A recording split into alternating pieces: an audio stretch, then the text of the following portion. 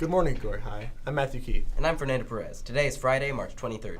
Today on JNNN, we get an insight on what it is like to be an Army vet that traveled through Kosovo. We also bring you a story on the life of an account executive. All this and more on today's JNNN.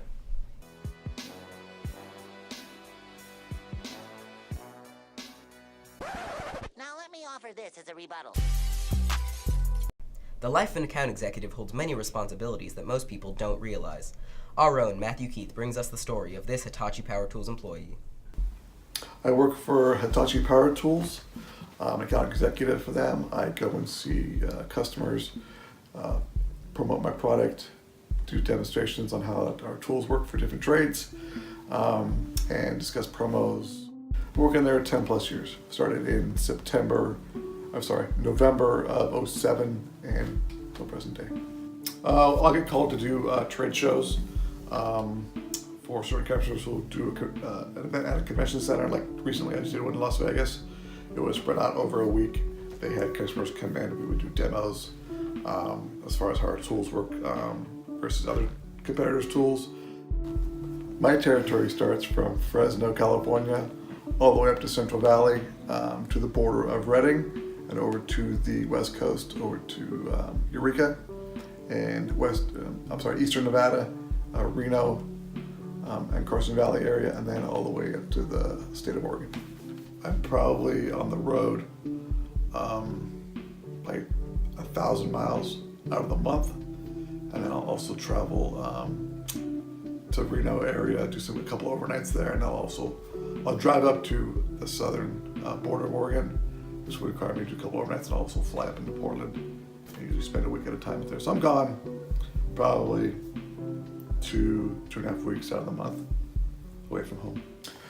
You're pretty much left on your own. You're your own boss, so it's pretty independent. You got to do a lot of stuff by yourself. It can be lonely at times, but it's also has its perks.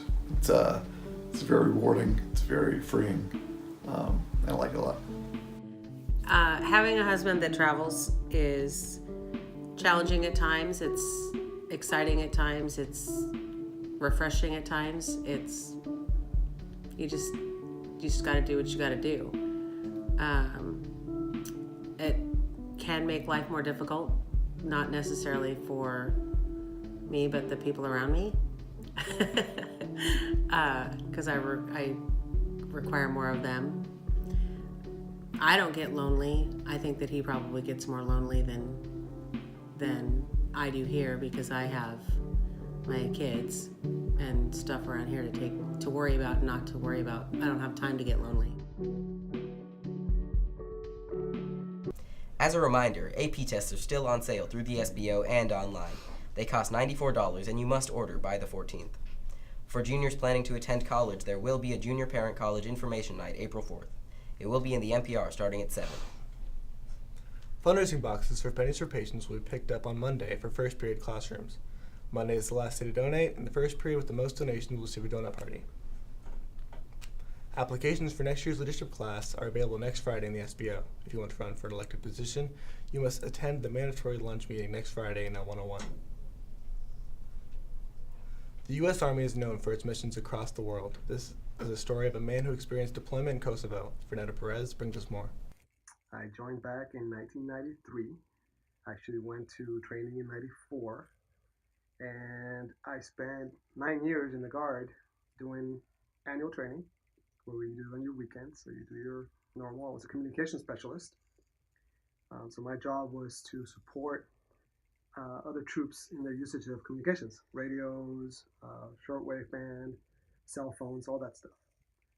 So fast forward to 2003.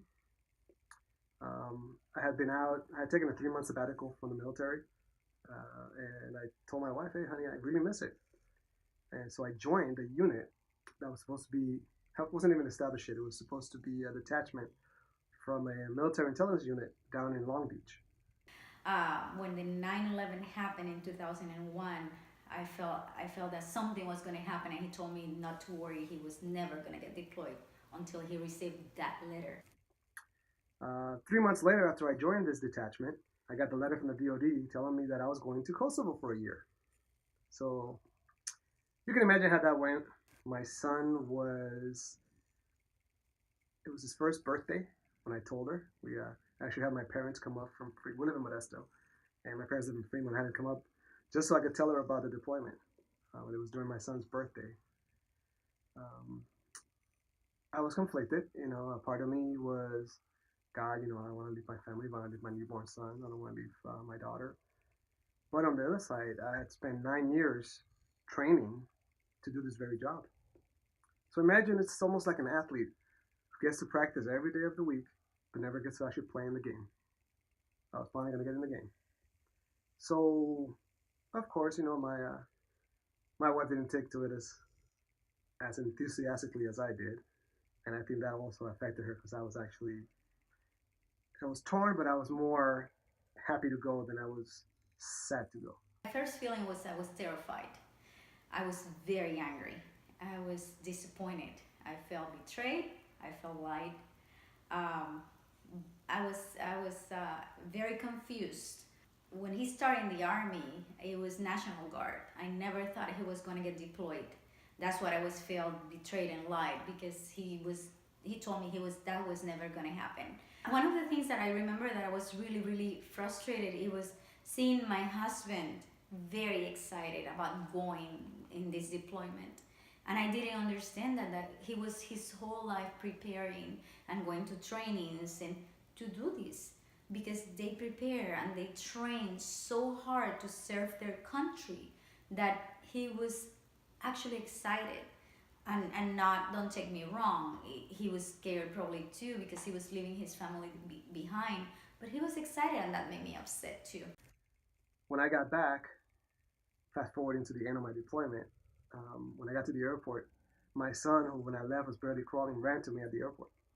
And that kind of put everything together, bring me a full circle where I was able to do what I had been trained to do, but now I was home to my family, to my kids, and to my wife. So it was an experience that I wouldn't change, and I think I'm a better man for it. Thanks, Fernando. Well, that's it for today's JNNN. I'm Matthew Keith. And I'm Fernando Perez. See you next time.